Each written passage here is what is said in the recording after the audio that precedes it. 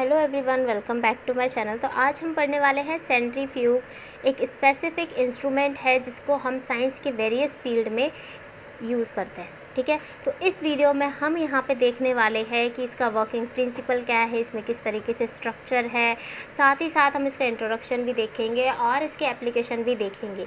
ठीक है, तो सेंट्रीफ्यूग के बारे में मैं आपको बताऊँ। यहाँ पर ये सेंट्रीफ्यूग है। ठीक है, आइए यहाँ पे लगा लेना सेंट्रीफ्यूग। तो मैंने यहाँ पे हैंड रिटन नोट्स बनाए हैं, पिक्चर भी पेस्ट किया ताकि आपको समझ आए। तो ये पीडीएफ के फॉर्म में है, अगर आपको चाहिए तो आप मुझे कमेंट में बता देना, मैं इसकी पीडीएफ आपको सेंड कर दूँगी। यहाँ पर सेंट्रीफ्यूग क्या होता है, सेंट्रीफ्यूग क्या होता है, यहाँ पे मैंने कुछ इंट्रोडक्शन लिखा है। ठीक है, तो एक इंस्ट्रूमेंट होता है। सबसे पहली बात ये है, ये एक पावरफुल लेबोरेटरी इंस्ट्रूमेंट होता है जो कि use to separate the components of a mixture based on their density using the centrifugal force. मैं इसको आपको इंग्लिश में इसलिए बता रही हूँ ताकि आपको इसको लिखना भी इसी तरीके से होगा। तो क्यों हम यहाँ पे सेंट्रीफ्यूग यूज़ करते हैं, हम इसमें से सेपरेट करते हैं।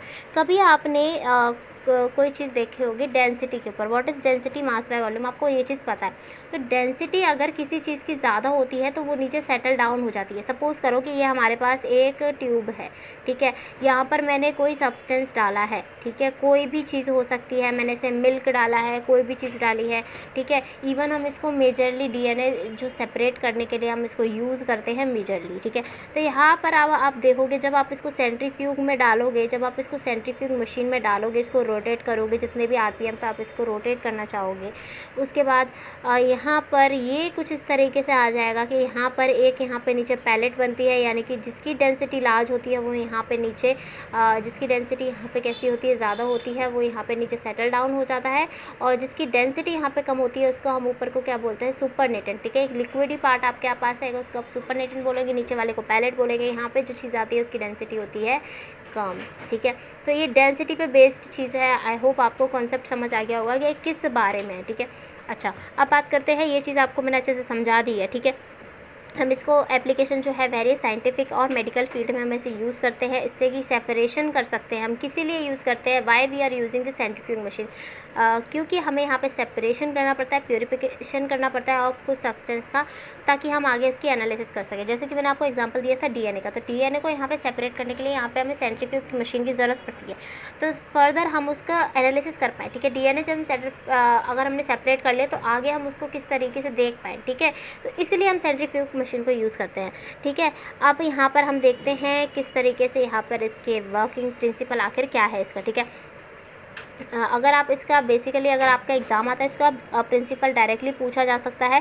तो the working principle of a centrifuge relies on the application of a centrifugal force. ठीक है, सेंट्रीफ्यूगल फोर्स आपने पढ़ा होगा, फिजिक्स में नहीं पढ़ा होगा तो देखो सेंट्रीफ्यूगल फोर्स किस तरीके से होती है। यहाँ से अगर सेंटर में कोई चीज़ है, तो अगर जैसे आपने सपोज करो कि आप खड़े हो और आपके हैंड में कोई पत्थर स्टोन है। ठीक है, ये आप हो इस तरीके से, और आपके हैंड में यहाँ पर एक स्टोन है और आपने इसको ऐसे रोटेट कर दिया है, तो कुछ इस तरीके से यहाँ पे सेंट्रीफ्यूगल फोर्स लगती है। ठीक है, इस तरीके से यहाँ पे कुछ फोर्सेस लगती है, तो वो एग्जांपल होता है। ये मैंने आपको प्रैक्टिकल नॉलेज दिया, लेकिन ऐसा मतलब मेजरली उस टाइम पे अगर आपने कुछ चीज़ डाली है उस मशीन में, आप यहाँ पे किस तरीके से डाल रहे हो, तो वो सेंट्रीफ्यूगल फोर्स के ऊपर डिपेंड करता है। ठीक है, तो ये एक मेन इसका प्रिंसिपल है। क्या प्रिंसिपल किस पे बेस्ड है, सेंट्रीफ्यूगल फोर्स पे। When a sample is placed in a rotating chamber. ठीक है, तो यहाँ पे ऊपर जब आप आओगे मशीन देखोगे, this is the rotating chamber, this is the rotating chamber. यहाँ पे देख रहे हो, यहाँ पे आप वेरियस, यहाँ पे आपके पास कुछ ऐसी ट्यूब सी होती है जिसको आप यहाँ पे फिट कर सकते हो।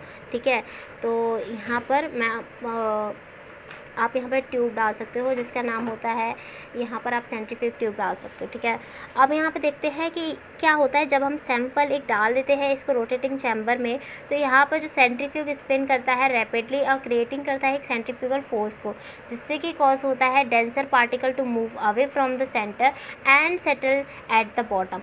ठीक है, वही चीज़ जो मैंने आपको अभी प्रैक्टिकल नॉलेज में समझाई कि जो डेंसर पार्टिकल जो होता है वो क्या होता है, move away from the centre and settle down at the bottom, ठीक है। This is the process known as sedimentation. अगर मैंने वो चीज़ अभी आपको एक्सप्लेन करी थी तो नीचे यहाँ पे कुछ चीज़ सेटल हो रही थी, तो इस प्रोसेस को हम क्या बोलते हैं, ये सेडिमेंटेशन बहुत ही ज़्यादा फील्ड में अलग अलग तरीके से हम इसको वर्ड को यूज़ करते हैं, मतलब मीन्स एक ही होता है कि हम यहाँ पे कुछ चीज़ को सेटल कर रहे हैं, तो उसको हम बोलते हैं सेडिमेंटेशन। अब ड्यूरिंग सेंट्रीफ्यूगेशन जो सैंपल होता है जो कि स्पिन करता है हाई स्पीड से, typically ranging from a few hundreds to 10 of 1000 per rotation पर मिनट, जो मैंने आपको बताया था कि स्पीड होती है रोटेशन पर मिनट, ठीक है, 10,000 रोटेशन पर मिनट। इस तरीके से हम कुछ वैल्यूज़ लेते हैं, अपने अकॉर्डिंग हम उसको रोटेट करा सकते हैं। जो स्पीड और ड्यूरेशन होता है सेंट्रीफ्यूगेशन का, वो डिपेंड करता है टाइप ऑफ द सैंपल, ठीक है, किस तरीके के टाइप ऑफ द सैंपल है उस पर डिपेंड करता है, ठीक है। अगर आप DNA ले रहे हो तो आप यूज़ कर सकते हो यहाँ पे क्या कहते हैं 10,000 RPM यूज़ कर सकते हो आप, जितना भी आपको यूज़ करना है, तो वो एक सैंपल पर डिपेंड कर रहा है आप कौन सा सैंपल ले रहे हो, ठीक है। अब जो डेंसर पार्टिकल होता है सच एज सेल्स, ऑर्गेनेल्स और precipitation settle at the bottom of a tube, ठीक है। तो जो डेंसर पार्टिकल होते हैं वो बॉटम में शिफ्ट हो जाते हैं, जैसे कि सेल्स हो गई, ऑर्गेनेल्स हो गई, ये सारी चीज़ें, और फॉर्म कर लेते हैं एक पैलेट का, जबकि अदर जो लेस डेंस कंपोनेंट होता है वो यहाँ पे सुपरनेटेंट में हो जाता है। तो दो कंपोनेंट में भी अभी आपको बताए थे मैंने, यहाँ पर जो नीचे सेटल होता है उसको हम क्या बोलते हैं, जैसे कि यहाँ पे ये ट्यूब है तो यहाँ पे ये सेटल हो रहा है, तो this we called as pellet, ठीक है। और ऊपर जो होता है उसको हम बोलते हैं सुपरनेटेड। अभी मैंने आपको बताया था ये चीज़ बहुत क्लियर करके। अब आ जाते हैं इसके स्ट्रक्चर पे, ठीक है। स्ट्रक्चर इसका इंपॉर्टेंट है, अगर एग्जाम में आता है तो आपको उसको लिखना है। तो यहाँ पर देखेंगे रोटर। रोटर क्या होता है, the rotor is the rotating part of the scientific that holds the sample tube and accommodate specific tube size and safe and securely fasten to ensure the safe operation at the high speed.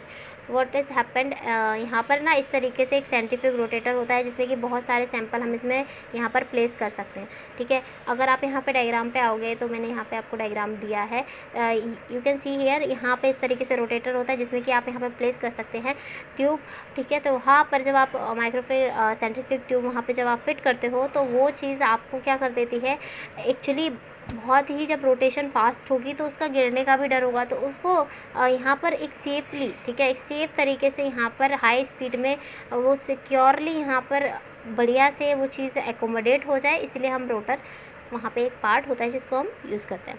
अब motor क्या होता है, motor responsible होता है, जैसे motor होती है कोई भी चीज़ हम घर में यूज़ करते हैं तो वो रिस्पॉन्सिबल होती है ना rotating at the rotor eight the high speed, ठीक है। आपके घर में फ़ैन होगा, जो भी चीज़ होगी, फ़ैन, कूलर, एंड इस चीज़ में मोटर यूज़ होती है, तो वो चीज़ रोटेटिंग में हेल्प करती है। सिमिलर यहाँ पे वो रोटेटिंग में हेल्प कर रही है हाई स्पीड में। ये टिपिकली लोकेटेड होती है बीनीथ द रोटर, ठीक है, उसके नीचे यहाँ पे प्लेस होती है किसके, रोटर के, and is equipped with the speed of a control to adjust the rotational speed. यहाँ पे ही हम यहाँ पे अपनी रोटेशनल स्पीड जो होता है यहाँ पे सेट करते हैं, इसको बाहर से यहाँ पे एक स्ट्रक्चर दे रखा होता है, बाहर से हम इसको सेट करते हैं कि हमें कितना RPM चाहिए होता है, ठीक है, जो कि सैंपल पे डिपेंड करता है, अभी मैंने आपको बताया था। तो कंट्रोल पैनल, अब थर्ड जो चीज़ है वो है कंट्रोल पैनल। कंट्रोल पैनल क्या होता है, the control panel allows the user to set the parameters such as speed, duration, acceleration, deceleration rates.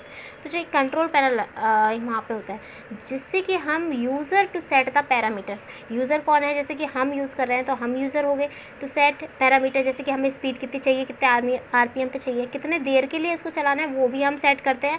सबसे पहले हम वहाँ पे अपना सैंपल डालते हैं, उसको रोटर में डालते हैं, फिर उसके बाद हम उसको वहाँ पर स्पीड डालते हैं, ड्यूरेशन डालते हैं, जिससे कि क्या होगा, है ना, उसकी acceleration, deceleration rates, and also include the safety features and indicators of the monitor status of the centrifuge. मैं आपको जल्दी जल्दी इसलिए करा रही हूँ ताकि आपको ये चीज़ समझ में अच्छे से आ जाए, ठीक है। जल्दी जल्दी बताना, और ऐसा नहीं है कि आपको समझ नहीं आ रहा होगा, मैंने हर चीज़ डिटेल में बता रही हूँ। तो यहाँ पे आपको कंट्रोल पैनल होता है, यहाँ पर ये चीज़ है।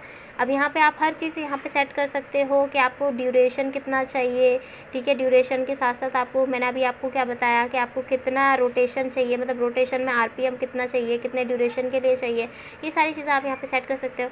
अच्छा, उसके बाद आ जाते हैं हमारे पास क्या है, lid and locking mechanism. So the centrifuge is equipped with a lid or a locking mechanism to secure the sample during the centrifugation. This prevents any accidental spill or a disruptions to the separation process, ठीक है। एक lid तरीके से होता है ना, ऐसा lid जिसको हम रख देते हैं तो कोई भी चीज़ हमारी बाहर स्पिल नहीं होती, इसी तरीके से यहाँ पर ये चीज़ को हम यूज़ करते हैं। तो यहाँ पर लिड लगाई जाती है, लॉकिंग मैकेनिज्म होता है। लॉकिंग मैकेनिज्म सिक्योर क्यों होता है, to secure the sample duration centrifugation, ठीक है। तो सेंट्रीफ्यूगेशन के दौरान वो जो चीज़ हमारा सैंपल है वो सिक्योर है, इसीलिए हम लिड या लॉकिंग मैकेनिज्म को यूज़ करते हैं।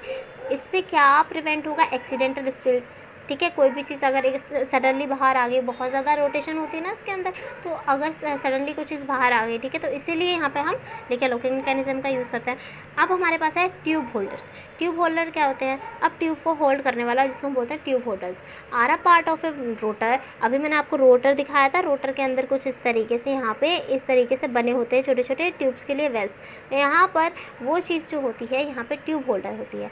Are a part of a rotor securely hold the sample tube, वो सैंपल ट्यूब को एकदम सिक्योरली होल्ड कर देता है, जब ताकि जब सेंट्रीफ्यूगेशन हो तो वो वहाँ पे एडजस्ट हो जाए। They are design to withstand with the high centrifugal forces and minimize the risk of the tube breakage. वो इस तरीके से डिज़ाइन होते हैं कि यहाँ पर कितनी भी ज़्यादा सेंट्रीफ्यूगल फोर्स आए तो वो यहाँ पे उसको विथस्टैंड कर ले और मिनिमाइज कर दे risk of a tube breaking, ताकि वो चीज़ ब्रेक ना हो। ठीक है, बहुत ज़्यादा स्पीड होती है उसके अंदर जब हम ट्यूब प्लेस करते हैं तो वो चीज़ ब्रेक ना हो, इसलिए ट्यूब होल्डर। कितने पार्ट पढ़े हमने अभी इसमें स्ट्रक्चर में? रोटर पढ़ा, उसके बाद मोटर पढ़ा। तो रोटर क्या करता है यहाँ पे स्पेसिफिक, जिसमें कि हम साइज और शेप ट्यूब डाल सकते हैं, securely fastened to ensure the safe operation at the high speed. ठीक है, मोटर हम यूज़ करते हैं, ठीक है, रोटेटिंग स्पीड के लिए। ठीक है, कंट्रोल पैनल पे हम सेट कर सकते हैं पैरामीटर्स को, ठीक है, ड्यूरेशन एंड स्पीड लाइक। और लॉकिंग मैकेनिज्म से हमारे यहाँ पे कुछ भी एक्सीडेंटल चीज़ नहीं होगी, इसलिए हम इसे लॉकिंग मैकेनिज्म यूज़ करते हैं सिक्योर करने के लिए सैंपल। ठीक है, और ट्यूब होल्डर्स हमने देखा ये पार्ट होते हैं रोटर के, और जिससे कि यहाँ पे हमारा सैंपल एकदम सिक्योरली प्लेस होता है, जो कि हमारे मैक्सिमम सेंट्रीफ्यूगल फोर्स को भी विथस्टैंड कर लेता है। ठीक है, अब हम पढ़ रहे हैं एप्लीकेशन। एप्लीकेशन क्या होता है? बहुत ही ज़्यादा वास्ट एप्लीकेशन इसका होता है, यूज़ करा आपने कभी ना कभी सुना होगा इसके बारे में। अब बायोलॉजिकल रिसर्च में हम इसको यूज़ करते हैं। Centrifuges are extensively used in biological research to separate cells, organelles, subcellular components, and they enable the isolation of DNA, RNA, proteins and other biomolecules, facilitation and studies on a cellular process and molecular biology। तो यहाँ पर हम बात करें कि biological research क्या होता है। बायोलॉजिकल रिसर्च यानी कि हम यहाँ पे डीएनए आरएनए से रिलेटेड चीज़ें जो होती हैं वो यहाँ पे सेपरेट करने में हेल्प करते हैं। ठीक है, ये बहुत ही ज़्यादा वास्ट जो क्या कहते हैं बायोलॉजिकल रिसर्च में यूज़ होने वाला एक इंस्ट्रूमेंट है सेंट्रीफ्यूग मशीन। ओके, चलिए ये कुछ ऐसी चीज़ नहीं है जो आपको समझ नहीं आई हो। ठीक है, तो ये इसको यूज़ होती है, डायरेक्ट हमें याद करना है। फार्मास्यूटिकल इंडस्ट्री में भी हम इसको यूज़ करते हैं। तो centrifuge play a vital role in a pharmaceutical industry, particularly in a drug discovery and developmental. ठीक है, they are used for separation of impurities को सेपरेट करने के लिए, प्योरीफाई करने के लिए ऑफ एक्टिव फार्मास्यूटिकल इंग्रेडिएंट्स, है ना, APIs and formulation of a dosages forms. ठीक है, तो ये कुछ ऐसे एग्जाम्पल्स है जो आप याद कर पाओ नहीं कर पाओ, मतलब आपको पता होना चाहिए। ठीक है, अगर आपको पॉइंट्स लिखने आ जाए तो आप इतना लिख पाओ कि फार्मास्यूटिकल कंपनीज़ में यूज़ करते हैं, है ना। फर्स्ट पॉइंट हमने पढ़ा, बायोलॉजिकल रिसर्च में हम इसे यूज़ करते हैं। ठीक है, तो ये इस तरीके से आपको पॉइंट याद रखने चाहिए। किस लिए यूज़ करते हैं? ताकि हम यहाँ पे फार्मास्यूटिकल में से क्या करते हैं कि जब सेपरेशन कर सकें, ताकि हम इम्प्योरिटीज़ की प्योरीफिकेशन कर सकें। ठीक है, इस तरीके से। इन्वायरमेंटल साइंस में भी यूज़ कर सकते हैं। अब इन्वायरमेंटल साइंस में कैसे यूज़ करेंगे, सोचो आप किस तरीके से यूज़ करेंगे। अब इन्वायरमेंटल साइंस यानी कि इन्वायरमेंट से रिलेटेड, तो यहाँ पे centrifuge are employed in a environmental research to separate and analyze the soil sample, water sample, pollutants. They aid in studying the composition and characteristics of environmental samples। ठीक है, environment से related अपने environment में soil है, water है, pollutants है बहुत सारे, उन चीज़ों को analyze करने के लिए, ठीक है, separate करने के लिए, उनको study करने के लिए, उनकी characteristic जानने के लिए हम यहाँ पे centrifuge machine को यूज़ करते हैं environmental science में। और यहाँ पे एक इंडस्ट्रियल एप्लीकेशन है जो कि यहाँ पे आप देख सकते हो इंडस्ट्रीज़ में किस तरीके से यूज़ होती है। अब centrifuges have a numeric application in industries such as the food, beverage, oil and gas and waste material treatment, and they are used for separation of clarification and purification process, allowing for the removal of impurities। ठीक है, तो industry application भी इसकी होती हैं, food beverages industry में भी होती है। ठीक है, आई होप आपको ये चीज़ समझ आ रही होगी। वेस्ट वाटर ट्रीटमेंट में भी हम इसे यूज़ करते हैं। देखो मेन फंडा क्या है इसका, क्या हम इसमें से किस तरीके से सेपरेशन कर सकें, किससे प्योरीफाई इम्प्योरिटीज़ को अलग कर सकें। बेसिक प्रिंसिपल इसका क्या है कि हमें डेंसर नीचे चाहिए मटेरियल, ऊपर हमें लाइटर मटेरियल चाहिए, यानी कि कम डेंसर चाहिए। तो वो चीज़ हमारी बहुत ज़्यादा वेरियस इंडस्ट्रीज़ में यूज़ हो रही है। अभी मैंने आपको सबसे पहले पढ़ाया बायोलॉजिकल रिसर्च, अब दूसरा मैंने आपको पढ़ाया था क्या, इन्वायरमेंट दूसरा मैंने आपको पढ़ाया था फार्मास्यूटिकल इंडस्ट्री, फिर तीसरा मैंने आपको पढ़ाया था एनवायरमेंटल साइंस में, चौथा में पढ़ाया था आपको इंडस्ट्रियल एप्लीकेशन में। तो ये चीज़ें फंडा तो एक ही है ना, वो प्रिंसिपल एक रहेगा, प्रिंसिपल चेंज नहीं होगा, वो आपको समझ आ गया। अब कंक्लूजन क्या है, centrifuges are a indispensable instruments in various scientific, medical and industrial settings. Their ability to separate components based on density using the centrifugal force has a revolutionized research. अब देखो भाई, सेंट्रीफ्यूगेशन मतलब कि एक ही कंक्लूजन है कि बहुत ज़्यादा वेरियस साइंटिफिक, मेडिकल और इंडस्ट्रियल सेटिंग में यूज़ होता है। इसकी एबिलिटी होती है कि सेपरेट कर सके components based on their density, ठीक है। Centrifugation force have revolutionised research, ठीक है। बेस क्या है इसका, एक्चुअली फंडा क्या है बिहाइंड, वो मेन रीज़न है सेंट्रीफ्यूगल फोर्स की वजह से यहाँ पे ये सेपरेट कर पाता है component based on their density, ठीक है। होप सो आपको ये चीज़ समझ आई होगी, और अगर आपको वीडियो अच्छी लगी होगी तो ज़रूर लाइक करना, सब्सक्राइब करना चैनल को, ठीक है। मिलते हैं हम नेक्स्ट वीडियो में, और इससे रिलेटेड अब आपको कोई भी कंफ्यूजन नहीं होगी।